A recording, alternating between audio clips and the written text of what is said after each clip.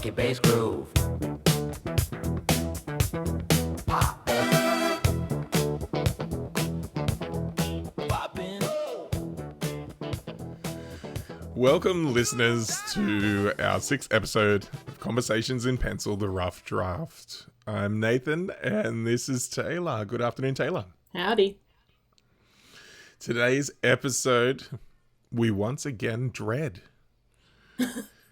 And the title of the episode, please introduce us, Tayla. What is today's episode? Why do I have to do it?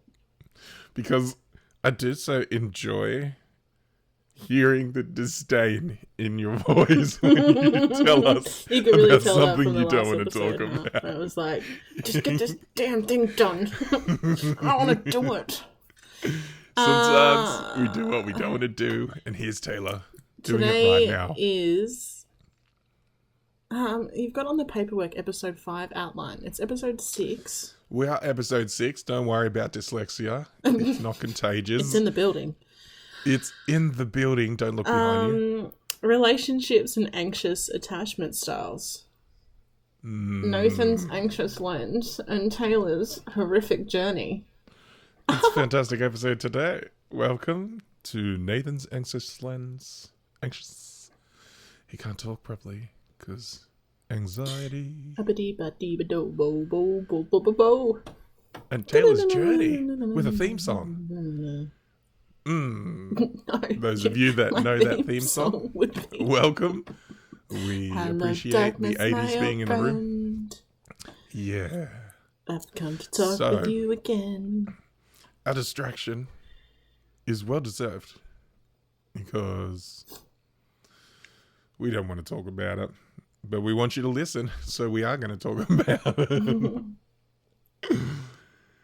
And we're going to open this can of worms about relationships and attachment styles. I'm going to start off speaking about my anxious lens that I view things through. We hear this word spoken about a lot, but we're talking about attachment styles and anxious attachments.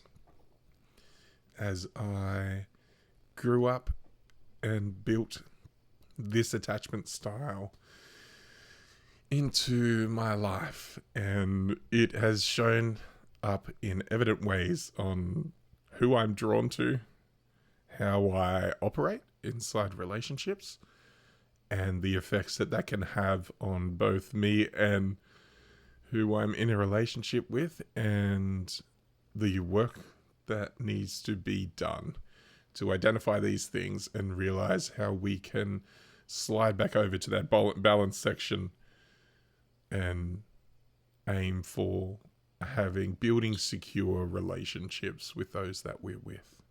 Which is crazy too, because me and you are both anxious avoidants that have become friends. Yeah, that's And right. we are clearly drawn to avoidance. Sorry, it takes me a bit to say that word because it sends a shudder down my spine.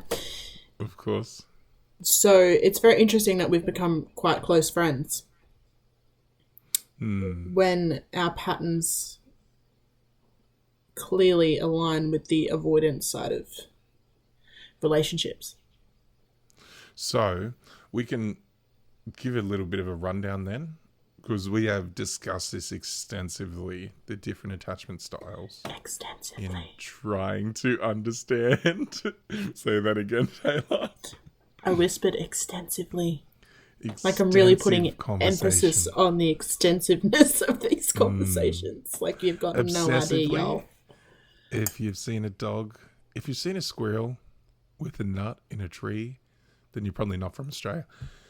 If you've seen a squirrel on TV running around in its obsessed state, this is what I would explain anxious attachment to feel like, especially in relationship with an avoidant attachment.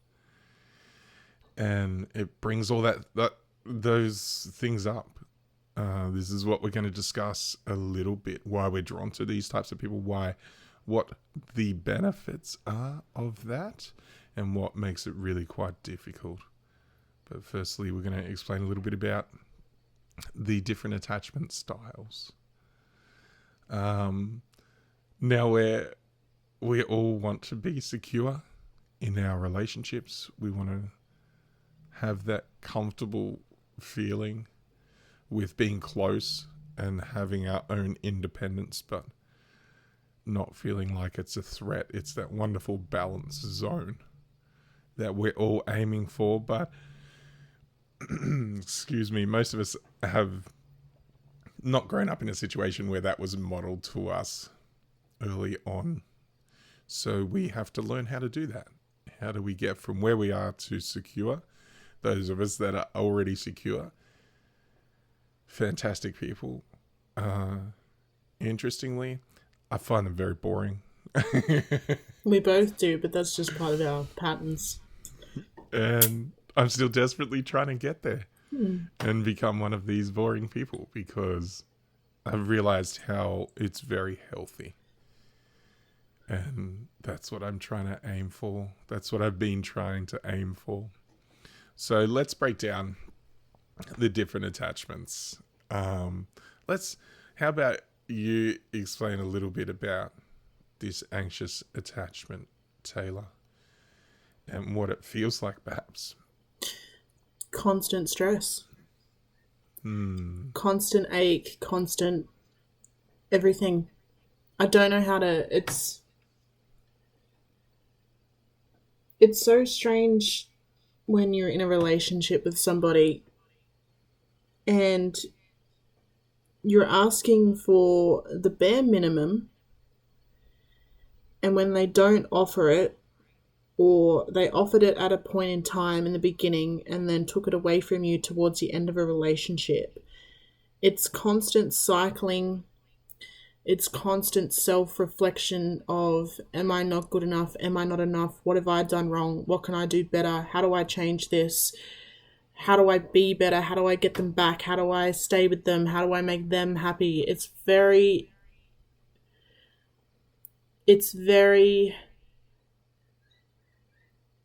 How do I explain this? It's all your fault. You take the load of the relationship, you take the load of the emotions, you take the load of two people. And I think the worst part of this attachment style is we feel like we deserve it. No matter what we do or how we are with people, we feel like we deserve that treatment because we've done something terribly wrong, which we never have, realistically. We're actually quite wonderful people, just saying. But that's just how we feel internally, and that's literally ingrained in every cell in our body. And it's sleepless nights, it's constant stress, it's constant worry, it's constant pattern recognition, it's constant thinking of new ways to do things, ChatGPT helping, like trying to figure it out. Like, it's crazy. That's the only way that I can really describe it. So, interestingly, I'm seeing some similarities to manic in the way you describe this. It's almost a manic feeling in a relationship. It's very heightened. It's super focused, but there's all this underlying belief system of I'm going to be abandoned and unloved, which is very difficult because part of who we select has the greatest impact on how we get treated.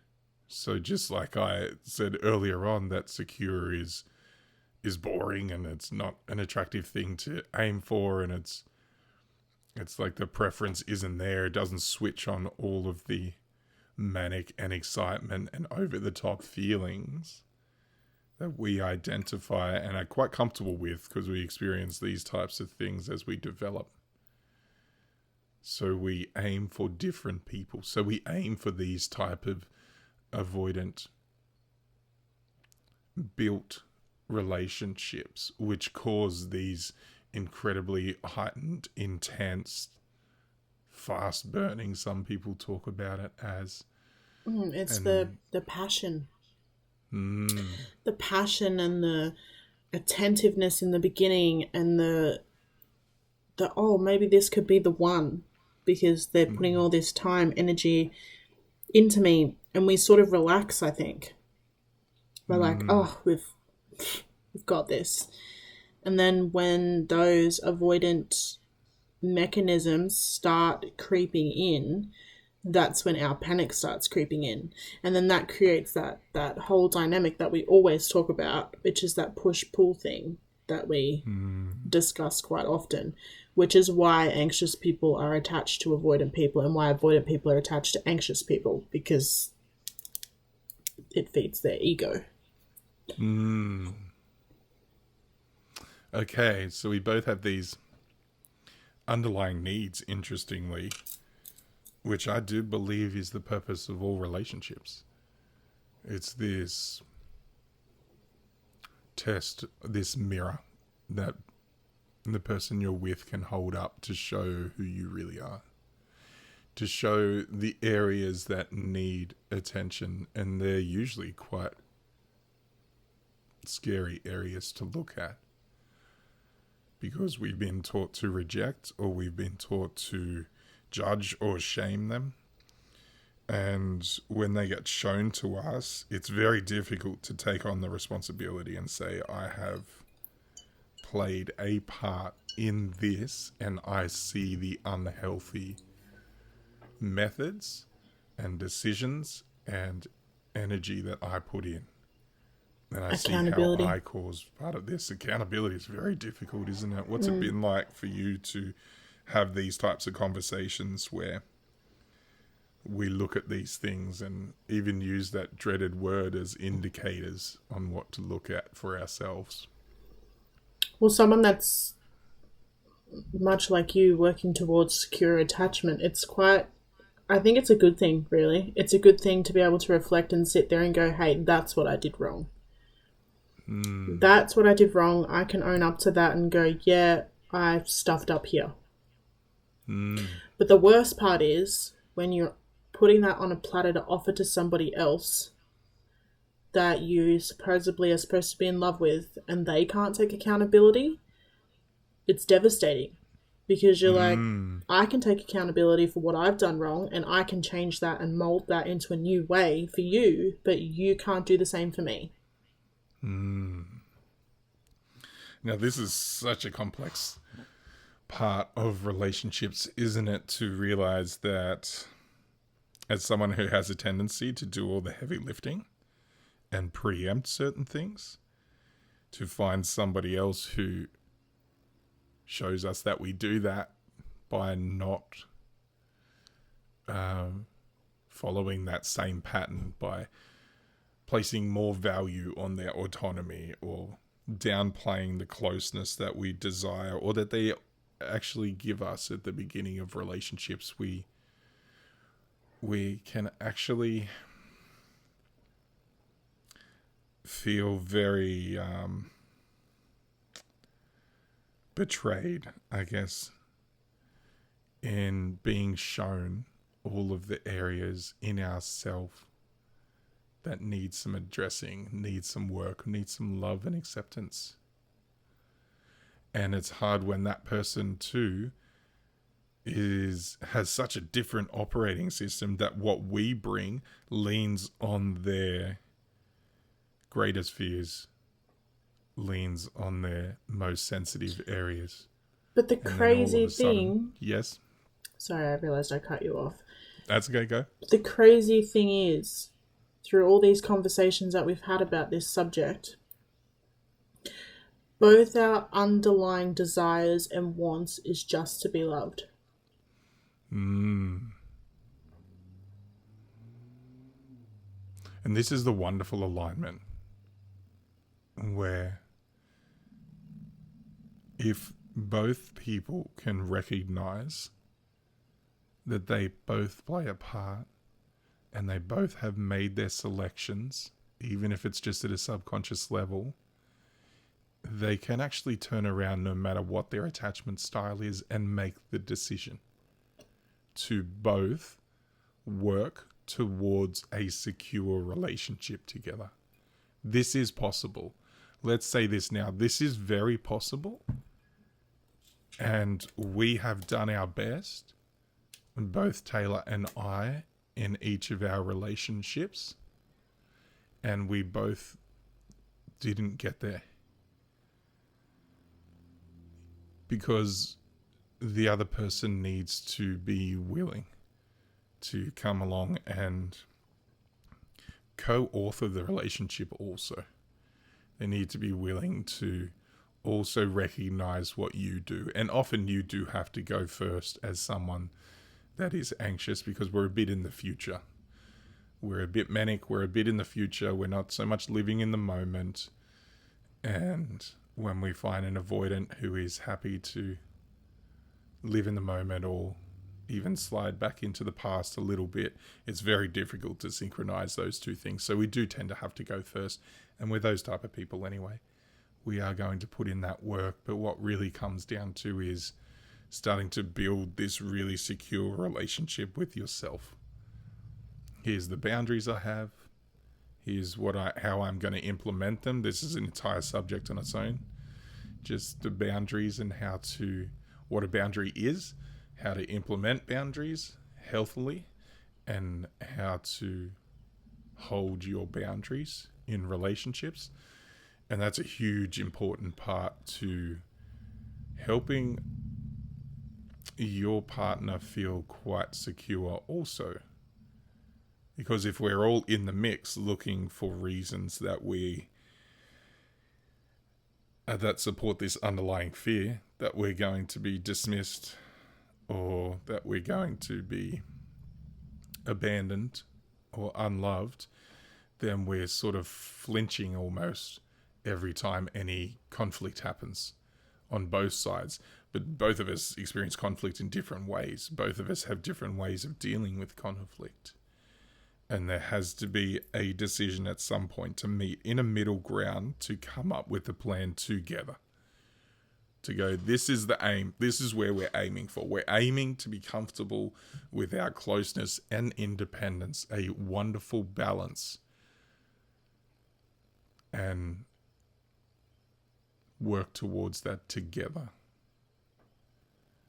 So there's a number of things that are involved in that.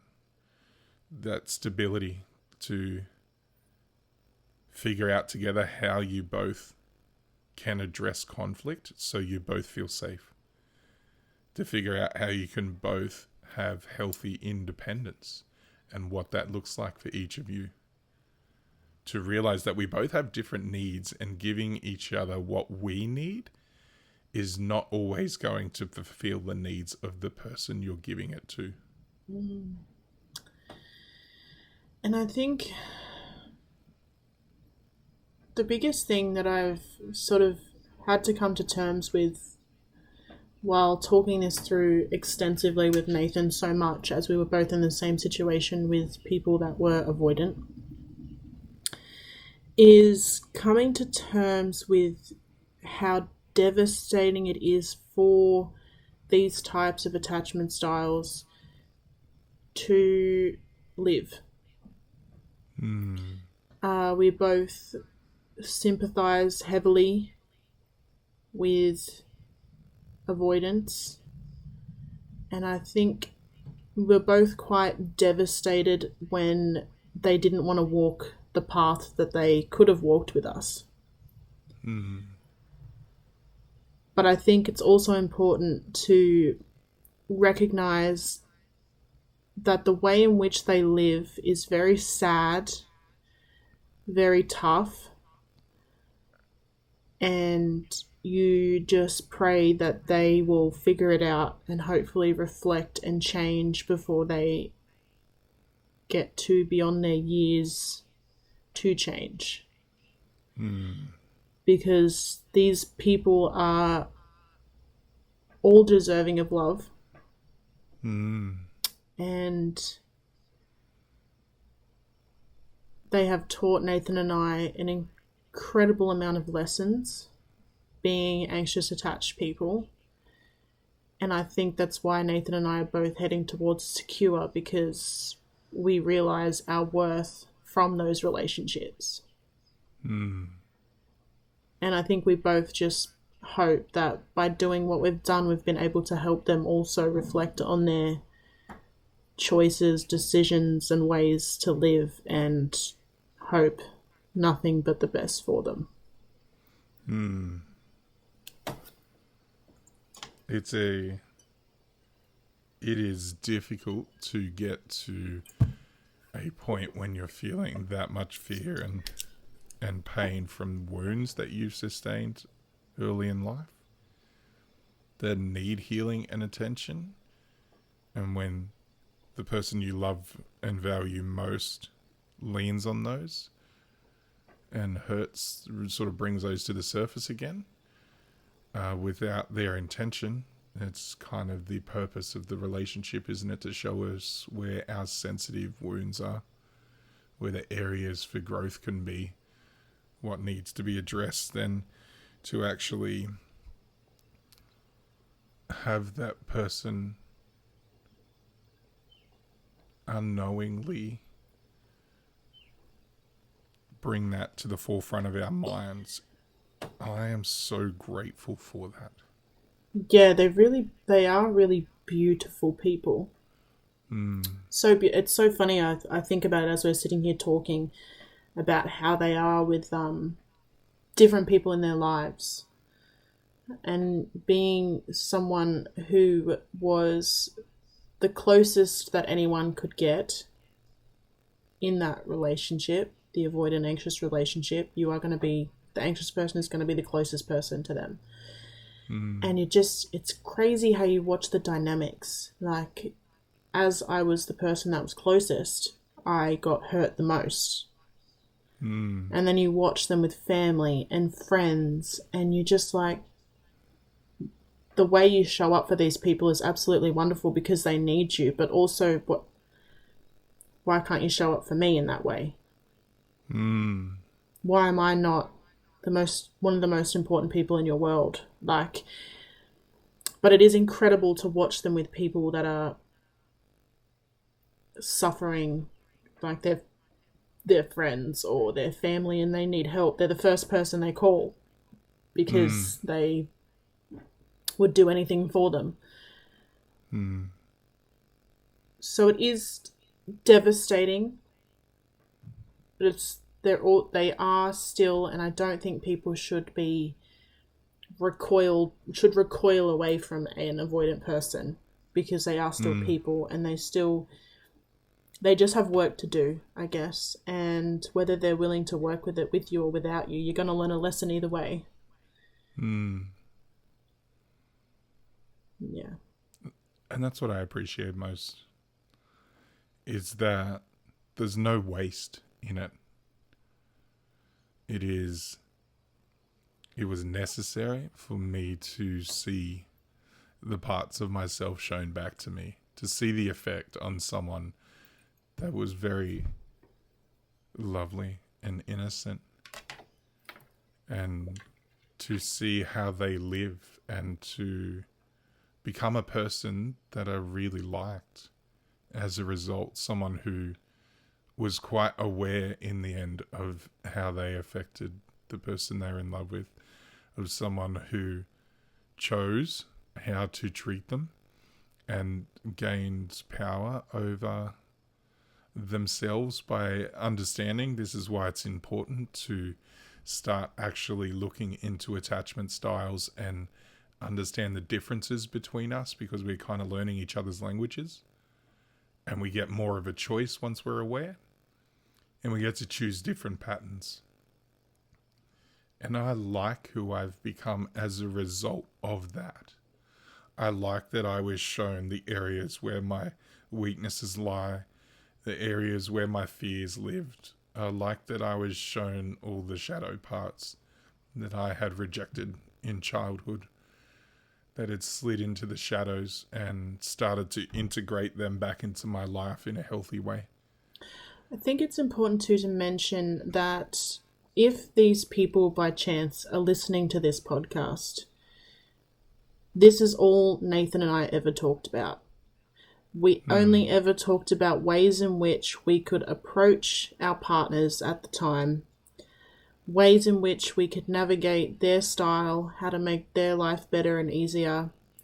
And I just think that it's important that these people know that, because I feel as if they questioned us quite a lot. And yes, Nathan and I have a brilliant friendship and a great understanding of our complex minds.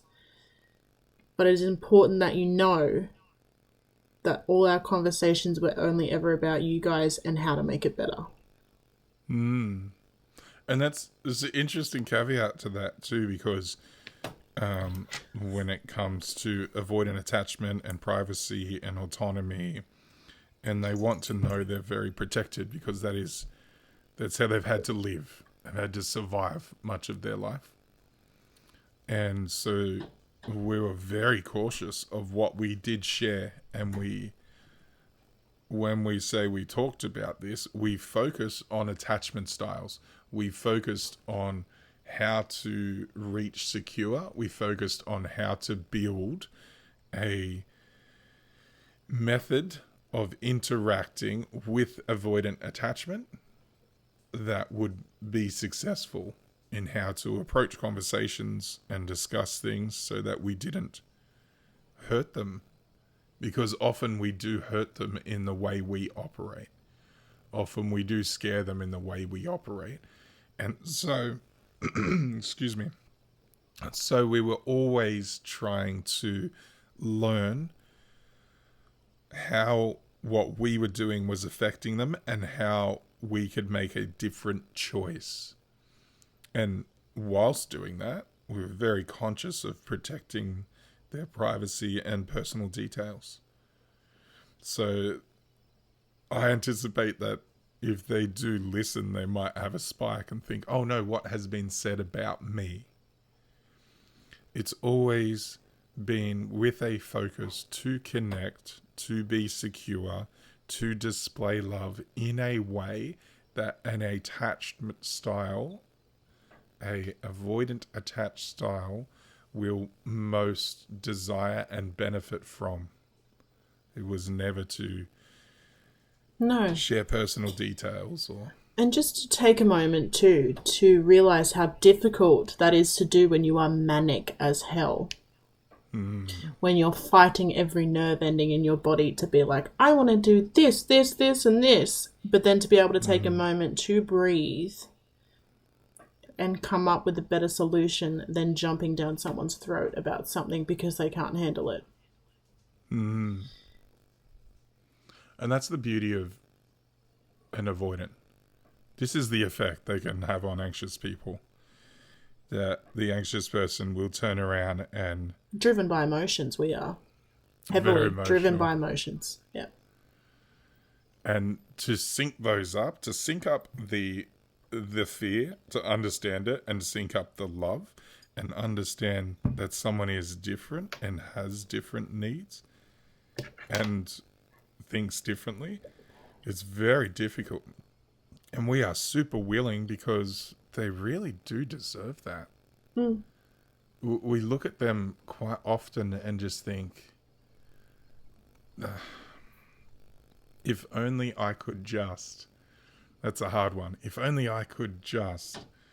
And what we don't realize is we tend to lean towards, oh, I need to do something more, or I need to put in, rather than, look, sometimes we need to just take a step back and look after our needs.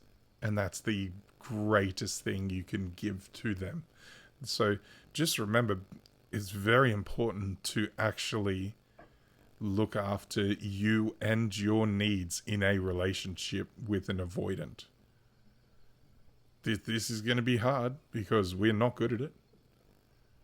When it comes down to it, all of us have an avoidant tendency in some way, and the big part that we avoid within ourselves as anxiously attached people is we avoid ourselves. We're avoidant towards ourselves. They call people avoidants because they're avoidant towards other people in the way they're attached. But we, in our attachment to ourselves, we're avoidant. And that's why we pour into someone else. And that's why we're more likely to take the first step, and we're more likely to learn about these things. But the greatest thing you can do towards being secure is start being secure with yourself, and it will just simply affect the person you're with. This works for anyone. The fearful or disorganized avoidant, or another anxious attached person, or a secure person. Like, secure is never going to be bad for anybody, even if at some point someone turns around and goes, that's kind of a boring relationship. They will start to realize the benefits of something they find boring, and it's kind of like trying to explain to someone what it feels like after you go and get a massage and you can totally relax, especially if you're someone who's not used to that or doesn't like to be touched. And you can go, no, that I can't think of anything worse. Yeah, I'm a bit like that. Yeah. Can't handle someone, I don't know, touching me. And imagine getting to a point where it was the right person and you were totally at peace, and they gave you a massage to a point where you were no longer even awake and you had the best sleep of your life. Then it would feel very different when someone mentioned a massage to you in the future, wouldn't it? Yes, but as we know, I'm struggling with relaxing at the moment. But I'm not allowed to relax. But that's a conversation for another time. Another time we can come to the the greater attachment to ourselves. Sorry for that terrible noise. Okay, the greater attachment to ourselves, we can come to that at another time. But let's stay focused on the attachment styles for today then, as Taylor said. So, common experiences that you would agree with, probably, Taylor. It really is this anxious attachment. This constant need for reassurance. This fear of abandonment. But this sensitivity to distance. People think that the reassurance has to be so grandiose and so big and so all the time and so... I wouldn't need reassurance if you just checked in once in a while. Sent a message saying, I'm thinking of you today. I'd never have to ask for it. I would... and I think the worst part is eventually it wouldn't have even mattered. It would have got to a point where, no, I swear black and blue that this man loves me. This, I like this one because it's the idea of the overwhelming stack of evidence that can no longer be denied, which is how I feel like this started in the first place. Was at some point there was evidence that got built up that you get unloved or abandoned in close relationships, and you carry that belief system forward. Which then, as Nathan and I have talked about too, is you're perpetuating it. You are fulfilling a prophecy by continuously feeding into that. You've just... the same with dismissive avoidance or anxious avoidance. It's the same. You are fulfilling the prophecy by letting this happen. And we're giving you the opportunity to not let it happen. Yeah, the choice is really big, isn't it? And we, as anxious people, fear blame. Because we already believe that we're not enough, and once we've been blamed for it, it then confirms all our fears. when we worked extremely hard to not fulfill the prophecy of these attachment styles. Yeah, and chosen a new way. And that's hard work. Yeah. What's it been like for you in your attachment style to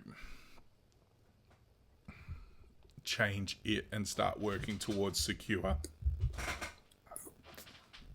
Fucking hard.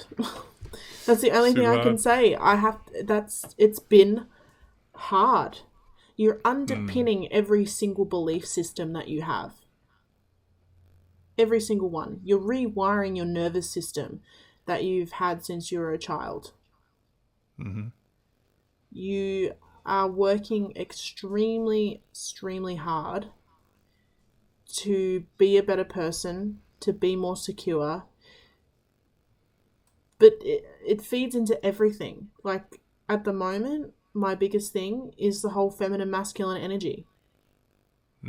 Like, there's so many things that lead into other things because I'm trying to underpin that one belief that I will never be loved.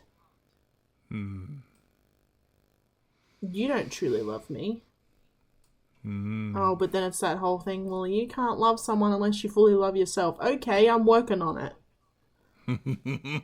Calm down, Melinda. I'm working on it.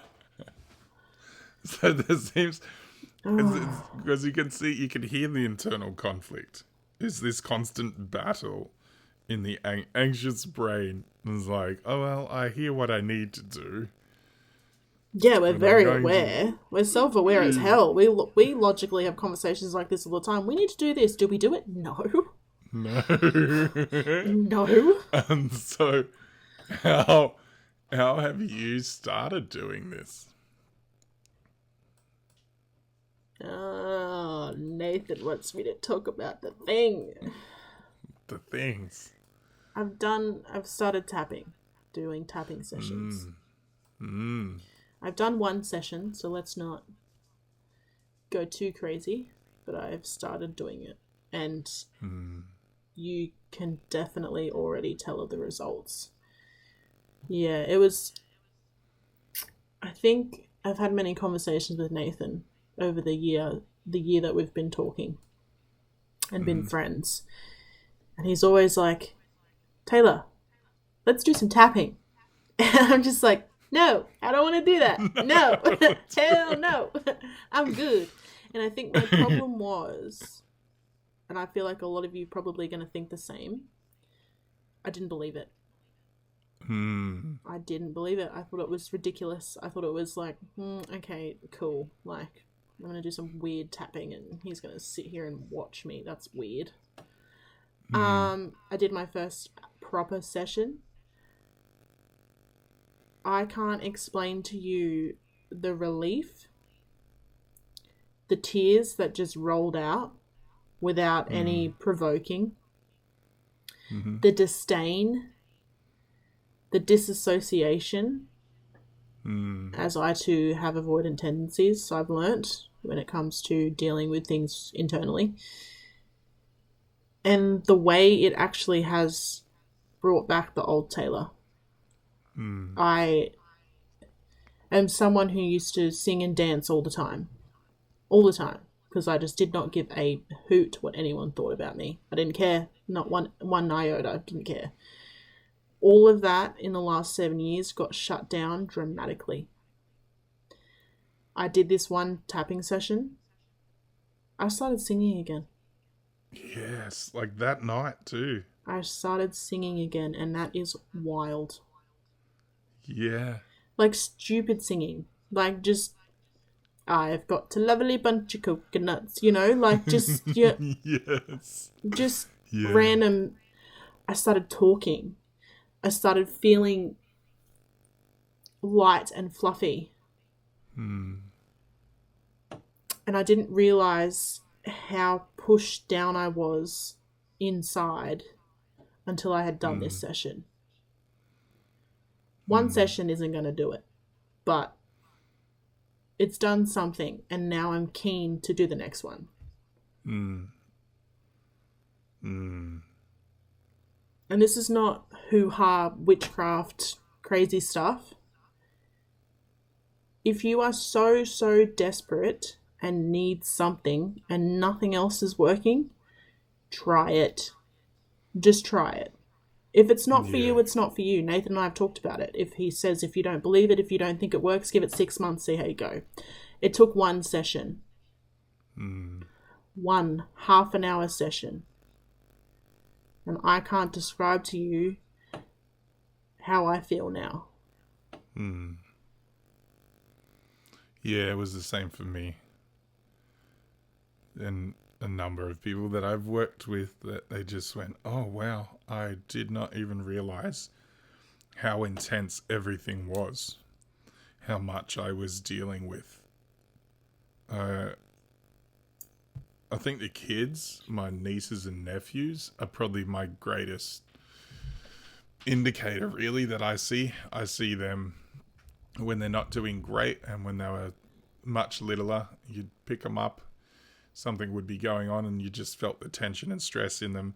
And I would just really softly, because kids are super sensitive, just start tapping through their points, and they would all just fall asleep in your arms. They'd just pass out exhausted, start yawning. That's still common with people now, as we do. Even with you, wasn't it? We started yawning as we were doing it. For me, it's just- the Mhm. crying. Mm. It comes out of nowhere. You're not like prepping yourself to cry. I was actually nervous going into the session that I thought that nothing was going to happen. I said that to Nathan. I said, what if nothing happens? What if you can't read me or nothing? I think within the first 5 minutes, I was bawling. Yeah. I couldn't control it. It was just coming out. And that's the crazy thing. These are all the things we're holding within ourselves and carrying every single day. Every single day. Yeah. And it's devastating. It's devastating that people carry this around and don't do anything about it and just keep going, well, I'll just keep going and I'll just keep living and I'll just keep thriving. And you're not thriving, you're surviving. Yes. A super important distinction is, are you just surviving? Are you enjoying life, or are you just getting relief in your life? That's a good way to look at it as a metric for measuring whether you're in survival. Am I just feeling a bit of relief from the things that I do? Or am I actually truly enjoying things in this moment? Tayla describes it as light and fluffy. And it's just this open, peaceful, content joy. That seems to be what I'm noticing. Just this, I'm feeling good in this moment. And tapping is, it's not going to be one of those things either that's like, oh, if I start bawling and all this stuff comes up, I'm going to be left in this state. And how would you describe the state quite directly after we did the session then? Because you were saying tears just started rolling down and there was just crying. What did it feel like? How long did it take to... What was that experience like? Yeah. Once Nathan had closed the session, because they also do a close off so that you don't sit in it. Mm-hmm. It was as if it didn't even happen. I literally went to my game and just started being me. During the session, rough. Yeah. Very Yeah. rough. I felt quite numb. I felt like someone else had control of my body. I wasn't there. It was rough. It's something, it's quite confronting to do. And I think that's why I said to Nathan, half an hour is my limit. And he was fine with that. He was like, half an hour is enough. That's all I need. Half an hour is a limit. Doing it, tough. Afterwards, great. Yeah. Yeah. Do I want to do again? No. Am I going to do again? Yes. Yes. You want to feel more great? Yes. Yes. Yeah. I think I really, yes. I think you have a session a small little session for everybody here today for this. I This do. crazy little attachment thing that we've sort of weaved in and out of. We can definitely do more on it if people are interested. We're very passionate about it, so we don't mind talking about it. Our lived experiences, but he's got a great little tapping session for you guys to do right now, if he feels up to it. So today we're specifically doing a tapping one for the anxious attached pattern, because those are likely going to be the ones that are listening. Even if it's change. yes, even if it's not, if you're not an anxiously attached person, just tap along too. There's going to be no bad to tapping. There's no bad side effects. It's going to bring some relief. Just test it out. Try it. See what works. See if it does work. Drop us a comment down in the comment sections on our socials, and we'll get back to you. And if you have any questions, we'll get back to you too. If you want to look at where we can find the exact points, I'm still putting together a video to put on my socials on the Unarmored Man. You can find me on Instagram, the Unarmored Man, and there'll be a video on there.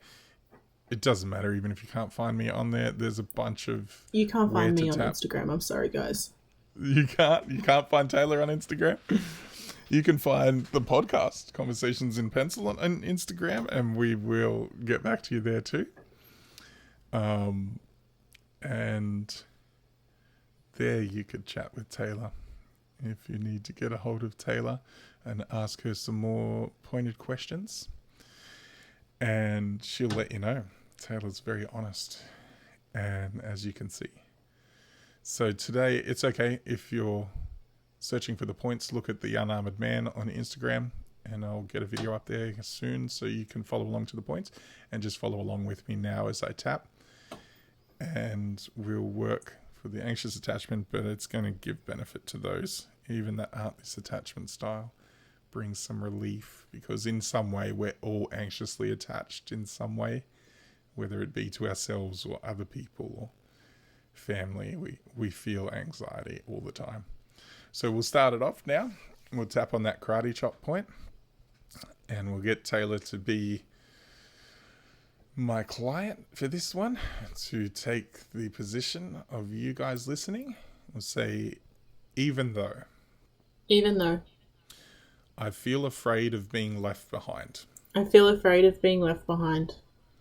I choose this fear as a signal, I choose this fear as a signal, not the truth. not the truth.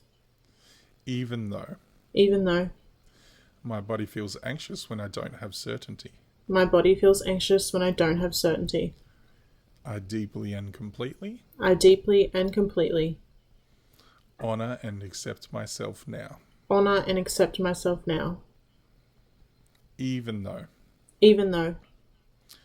it makes me feel afraid being left behind, it makes me feel afraid being left behind. I deeply and completely love and accept myself now. love and accept myself now. On top of the head, this fear of disconnection, This fear of disconnection, this old story of not being enough. this old story of not being enough. Yawns are good, people. This need for constant reassurance. This need for constant reassurance. Under the eye, I can feel my body tighten when I imagine being alone. I can feel my body tighten when I imagine being alone. I feel quite afraid being alone. I feel quite afraid being alone. On the chin, I'm learning to give myself resistance. I'm learning to give myself reassurance. Let's give ourselves reassurance. I can breathe into this moment. I can breathe into this moment. Under the arm, connection starts with me. Connection starts with me. The two wrists together clapping. I choose to believe I am worthy of love and safety. I choose to believe I am worthy of love and safety. On top of the head, I don't need to chase safety. I don't need to chase safety. On the eyebrow, I can build it within me. I can build it within me. This fear of disconnection. This fear of disconnection. The old story of not being enough. The old story of not being enough. This need for constant reassurance. This need for constant reassurance. I can feel the tightness of I being can alone. feel the tightness of being alone. I am learning to give myself reassurance. I'm learning to give myself reassurance. I can breathe into this moment. I can breathe into this moment. Connection starts with me.